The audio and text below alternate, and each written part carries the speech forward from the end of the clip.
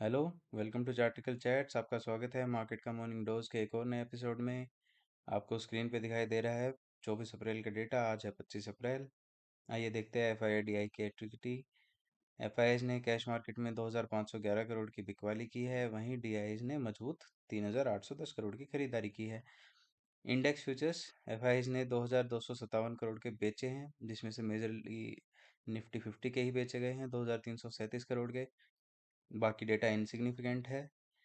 आगे देखते हैं। इंडेक्स ऑप्शंस 28,820 करोड़ के इंडेक्स ऑप्शंस बेचे गए हैं। ये इंडिकेट करता है कि आज फिर से ऑप्शन सेलर्स का दिन रहने वाला है। मार्केट अगर ऊपर जाएगा तो एक सडन डाउन मूव देगा, और नीचे जाएगा तो एक सडन अप मूव देगा, और घूम फिर के ऑप्शन सेलर्स को ये प्रॉफिट होने वाला है। दोनों तरफ के प्रीमियम्स कटेंगे। इंडिया विक्स भी बहुत डाउन है, लेकिन ये सिनेरियो कभी भी पलट सकता है। तो कोई ऑप्शन सेलिंग कर भी रहा है तो स्ट्रिक्ट स्टॉप लॉस का पालन जरूर करें।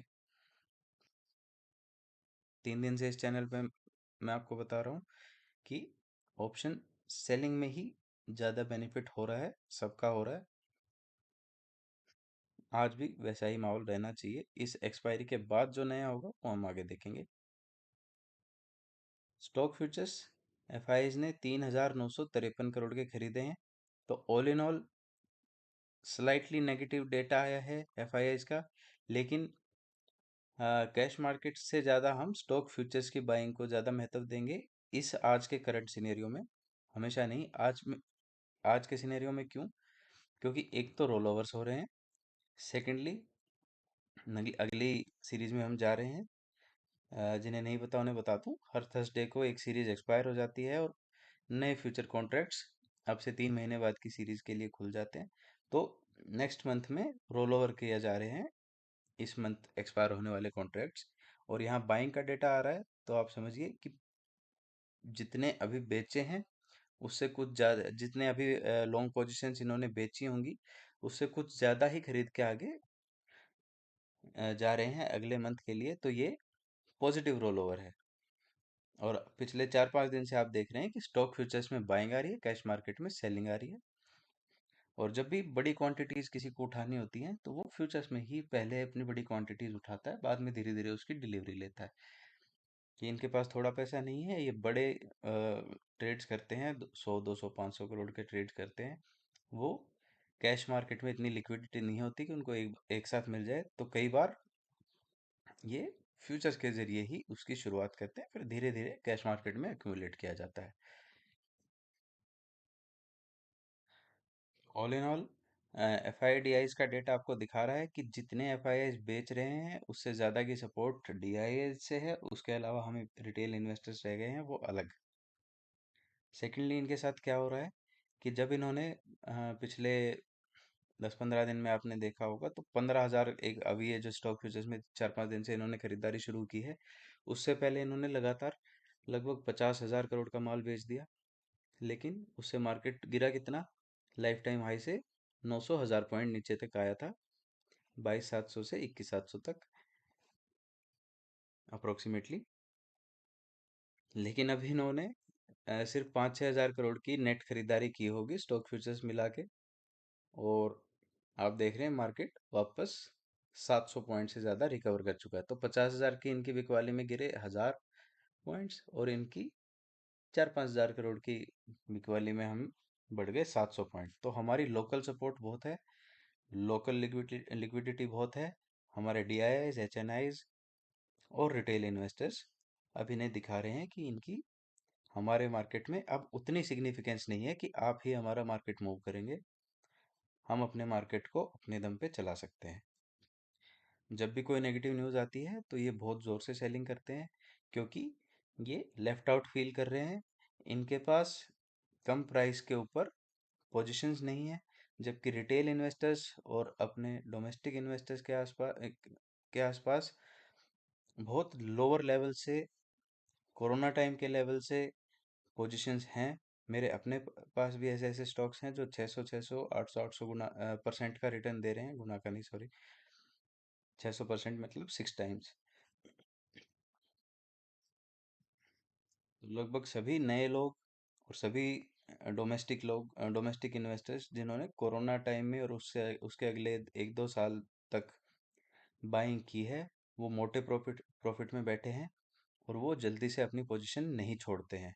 इसीलिए होता है कि इनके बड़ी सेलिंग के बाद या किसी बड़ी न्यूज़ के बाद भी मार्केट एक बार गिरता है, लेकिन फिर रिकवरी तेज़ी से आती है, क्योंकि कोई भी अपनी पोजीशन छोड़ नहीं रहा है, किसी को भी डर नहीं लगता है। लोगों के स्टॉक्स कई कई गुना हुए हुए हैं, उनमें 20-30% तक की भी गिरावट आ जाएगी तो फियर फैक्टर पैदा नहीं हो पा रहा है लोकल लोगों के अंदर, और वो जब तक बेचेंगे नहीं मार्केट गिरेगा नहीं। इसीलिए टाइम टू टाइम आप देखेंगे ये स्पर्ट्स में एकदम सेलिंग करते हुए आपको दिखाई देंगे एफआईआईज, क्योंकि इन्हें भी नीचे का भाव चाहिए, इन्हें भी वहाँ एंट्री करनी है।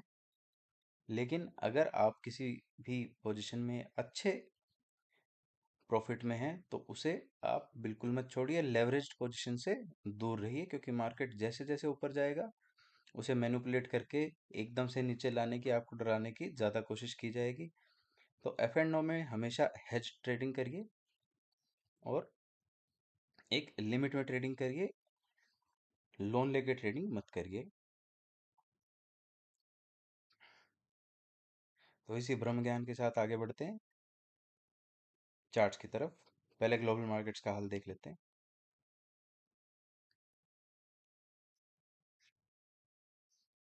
ग्लोबल मार्केट्स में कल डाउ जोन्स -42 पॉइंट्स गिर के बंद हुआ है, लेकिन जैसा दिखाई दे रहा है उतना सिंपल नहीं है।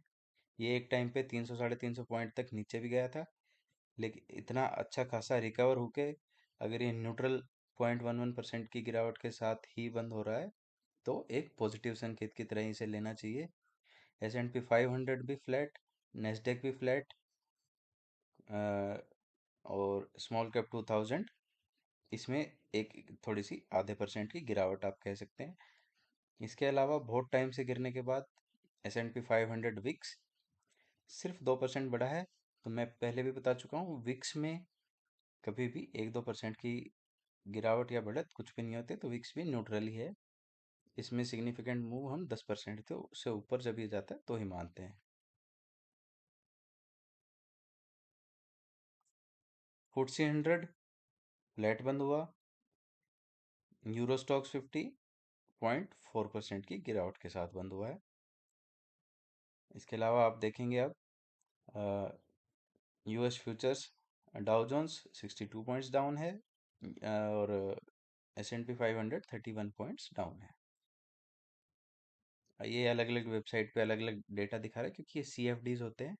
CFDs क्या होते हैं उसके बारे में हम फिर कभी बात करेंगे। अलग अलग एक्सचेंजेस पर ट्रेड होने वाले अलग अलग टाइप के कॉन्ट्रैक्ट्स होते हैं, वही फ्यूचर्स में आपको दिखाई देता है। तो इस investing.com पे अलग CFD दिखाई दे रहा होगा आपको, और यहाँ अलग CFD दिखाई दे रहा होगा। यहाँ जो CFD है वो 14 पॉइंट्स ऊपर ट्रेड कर रहा है, वहाँ 60 पॉइंट नीचे ट्रेड कर रहा है।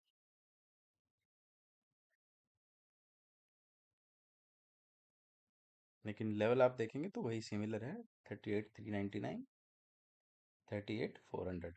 तो कट ऑफ टाइम की वजह से ओवरऑल आपको अलग देखता है, लेकिन आप रोज़ एक ही डेटा देखिए। रोज़ हम यहाँ से देखते हैं investing.com से, तो यहीं का हम कंसिडर करेंगे। मॉर्निंग में थोड़ा सा नेगेटिविटी है यूएस मार्केट्स में, कल फ्लैट बंद हुए हैं, नीचे से अच्छे रिकवर होकर बंद हुए हैं, तो कोई बहुत बड़ा पैनिक हमारे मार्केट्स में भी नहीं आना चाहिए।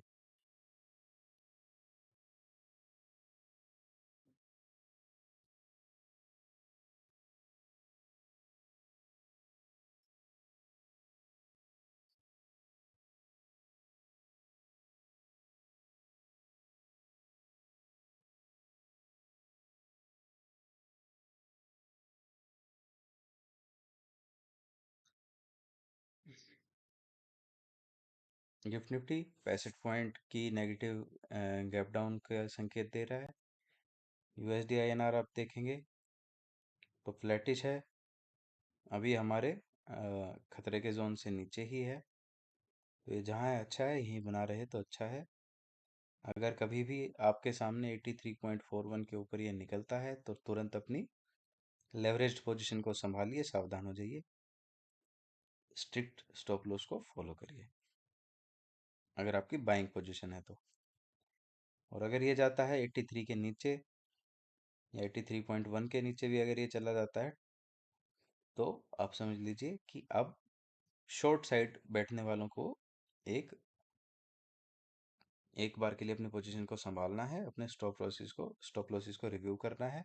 अगर स्टॉप लॉसेस हिट हो रहे हैं तो ज़रूर लेना है, क्योंकि ये 83 के नीचे जाएगा तो हमारे मार्केट्स के लिए पॉजिटिव होगा, अच्छी मूव आ सकती है अपसाइड में। अगर ये 83.45 के ऊपर जाता है तो नेगेटिव होगा हमारी मार्केट्स के लिए, और उसकी वजह से एक शॉर्ट टर्म गिरावट आ सकती है। तो सबसे ज़रूरी चीज़ नज़र रखने के लिए यही है। और दूसरी ज़रूरी चीज़ है यूएस ऑयल। जब तक WTI क्रूड ऑयल या यूएस ऑयल आपको अपने इसमें स्क्रिप्ट सिंबल इसका यही है, ये 83 85 के नीचे दिख रहा है तब तक ठीक है।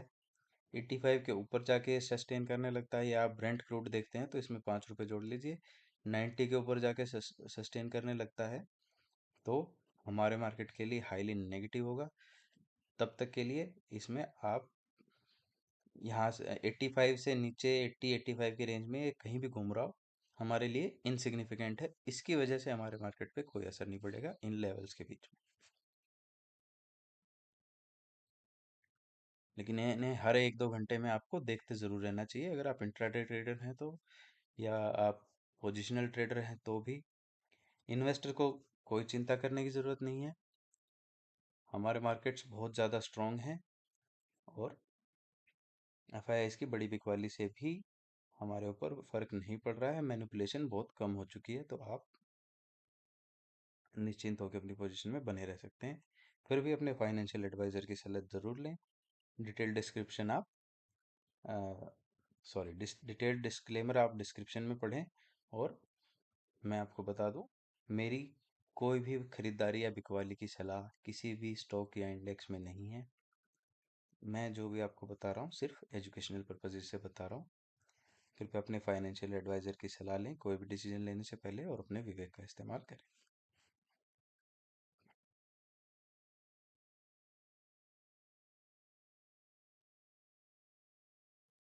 आइए अब देखते हैं इंडाइसिस।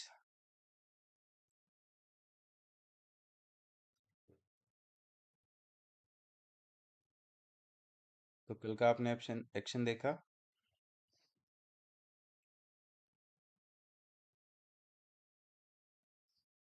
मार्केट्स यहाँ गैप अप खुले जहाँ हमने आइडिया लगाया था, आपको बताया था इसी रेंज के आसपास कहीं खुलना चाहिए। उसके बाद ऊपर गया, सस्टेन हुआ, और अगला लेवल हमने ये मार्क किया था।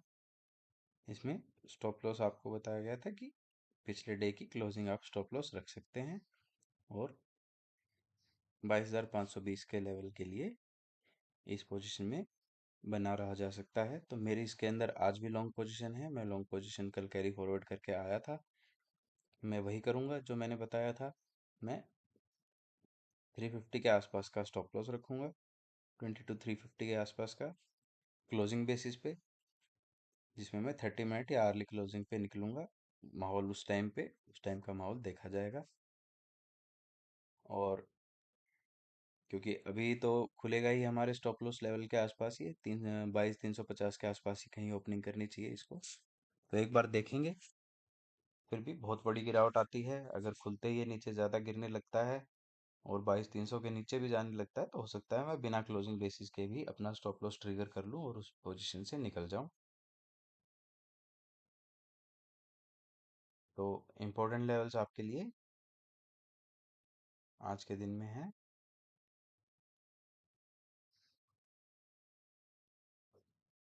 ये है रेड लाइन स्टॉप लॉस की,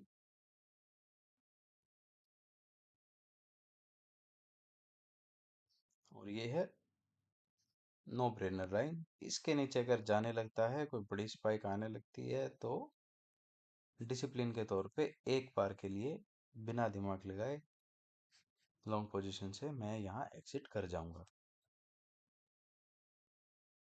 बाकी डिस्टॉर्टेड जो head and shoulder, inverted head and shoulder मैंने आपको दिखाया था, उसका ब्रेकआउट आ चुका है, कोई बात नहीं। रीटेस्ट के लिए एक बार नीचे आ रहा है, यहाँ से और 60-70 पॉइंट नीचे भी आ जाए कोई बात नहीं। उसके बाद अगर फिर से कोई बाय सिग्नल बनता है तो हो सकता है मैं इसमें पोजीशंस ऐड भी करूं, अगर इन्हीं लाइंस के आसपास 22,350 22,300 के आसपास से अगर ये घूमने के कोई अच्छा पैटर्न बना रहा है, कोई ना कोई ऐसा सिग्नल दे रहा है तो, या कोई इंडिकेटर्स पे कोई पॉजिटिव सिग्नल आ रहा है तो मैं वहाँ इन लेवल्स के आसपास अगर ऐसा कोई सिग्नल आ रहा है तो लॉन्ग पोजीशन बनाऊंगा।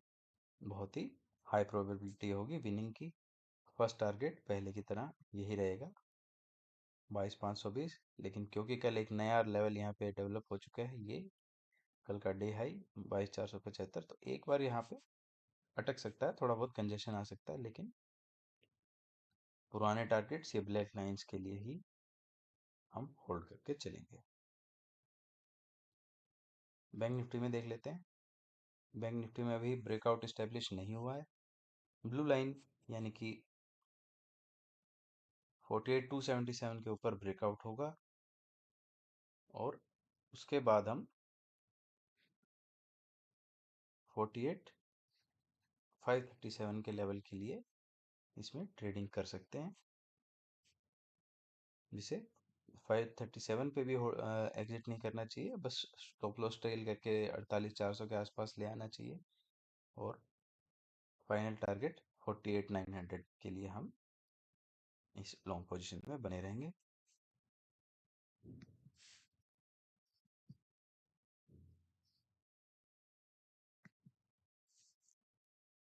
फिर निफ्टी भी सिमिलर है, कल इसके ऊपर ही खुला, खुलने के बाद आपको बताया था कि ये ब्रेकआउट की लाइन है, इसके ऊपर खुल के अगर क्लोजिंग दे देता, क्लोजिंग यहाँ हुई, यहाँ अगर मैंने ट्रेड लिया नहीं, यहाँ अगर मैं ट्रेड लेता तो 22,400 के ऊपर ट्रेड लेता और 22,490 के आसपास का मेरा टारगेट आराम से अचीव हो जाता। लेकिन मेरी पोजीशन निफ्टी में थी ऑलरेडी और बैंक निफ्टी में भी मैंने कल ट्रेड किया है, तो इसमें ट्रेड नहीं किया। बैंक निफ्टी में कल ऑप्शन सेलिंग करी थी और निफ्टी में बुल कॉल स्प्रेड के जरिए मैंने ट्रेड लिया था, जिसे मैं कैरी फॉरवर्ड कर रहा हूँ। बैंक निफ्टी की पोजीशन मैंने क्लोज कर दी है। इसमें आज अगर 21,500 के ऊपर ब्रेकआउट आता है तो इसके लिए आगे अगला पड़ाव सीधा 21,731 है। इसके बीच में कोई बड़ा कंजेशन नहीं आना चाहिए। एक बार कुछ टाइम के लिए, एक डेढ़ घंटे के लिए 21,600 के आसपास थोड़ा बहुत अटक सकता है उस, लेकिन ज़्यादा नहीं आएगा। 21,750 तक का लेवल रास्ता इसके लिए क्लियर है। अगर ये 21,500 के ऊपर की क्लोजिंग देता है तो उस केस में हम स्टॉप लॉस रखेंगे 21,422 का। ये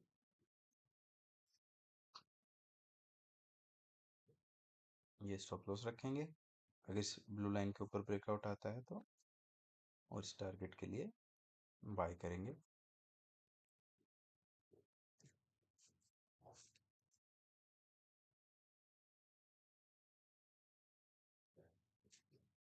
मिड कैप सेलेक्ट में इस ट्रेंड लाइन का ब्रेकआउट हो चुका है, धीरे धीरे अपने टारगेट की तरफ ऊपर बढ़ रहा है। ये इसका टारगेट है 10,900 का। 10,900 के ऊपर के ब्रेकआउट के बाद अगला टारगेट बनेगा 11,026 का और उसके लिए स्टॉप लॉस होगा लगभग 10,850। आज की क्लोजिंग जो है 10,840 के आसपास का स्टॉप लॉस रखे और 11,026 तक के लिए हम इसमें बाइंग पोजीशन बना सकते हैं, अगर ये 10,902 के ऊपर एक 30 मिनट कैंडल की क्लोज दे देता है तो।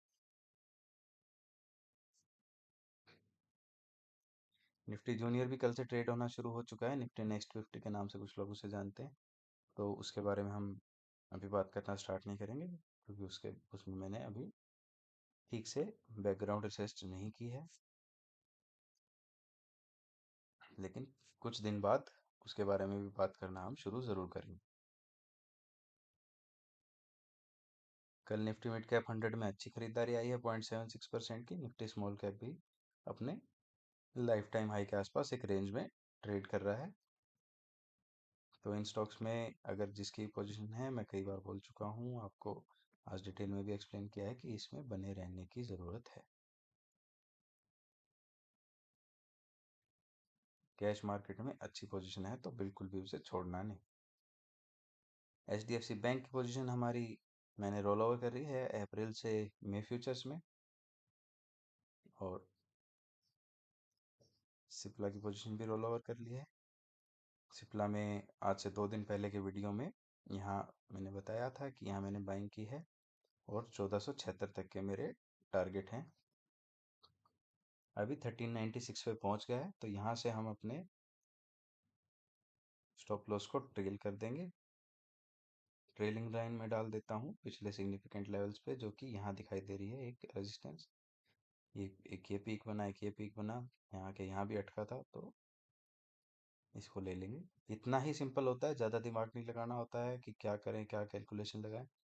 आपको पीछे जो भी सपोर्ट, पहले जो रेजिस्टेंस होता है वो सपोर्ट बन जाता है।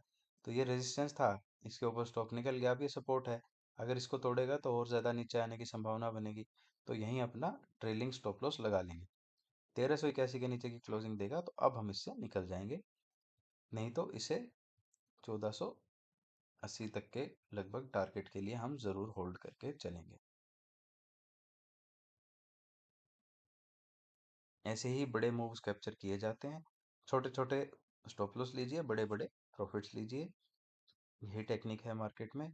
किसी भी मेथड का इस्तेमाल करिए, लेकिन स्टॉप लॉस हमेशा टारगेट से छोटा, और टारगेट पूरा लेना है, स्टॉप लॉस भी पूरा लेना है। स्टॉप लॉस ऐसा नहीं है कि नीचे चला जाए तो आप उसको पकड़ के बैठे रहेंगे। अगर आपका स्टॉप लॉस हिट होता है तो आप एग्जिट करिए, और आप देखेंगे कि आपकी ट्रेडिंग को एक अलग ही एज मिलेगा। आप अपने विनर्स को होल्ड करना सीखेंगे, लूजर्स को छोड़ना सीखेंगे। बड़ी बड़ी बुक्स पढ़ लेना, वॉरेन बफेट के भाषण सुन लेना, राकेश झुनझुनवाला के भाषण सुन लेना, कुछ भी कर लेना, अल्टीमेटली निचोड़ यही निकलने वाला है कि आपको अपने स्टॉप लॉसेस, अपने लूजर्स को छोड़ते रहना है, विनर्स को पकड़ के रहना है और उन्हें होल्ड करते हुए चलना है। और उसमें सावधानी बनाए रखनी है ट्रेलिंग स्टॉप लॉस के साथ। आप जो मर्जी इंडिकेटर यूज करिए, जो मर्जी पैटर्न यूज करिए, जिस मर्जी तरीके से आप अपना स्टॉक सेलेक्ट करिए, लेकिन ट्रेडिंग का मेथड ये कांस्टेंट रहेगा, तो आप ज़रूर प्रॉफिटेबल होंगे, आपका कोई भी लॉस नहीं करवा सकता। इसी के साथ आज का वीडियो मैं अपना ख़त्म करता हूँ। Thank you.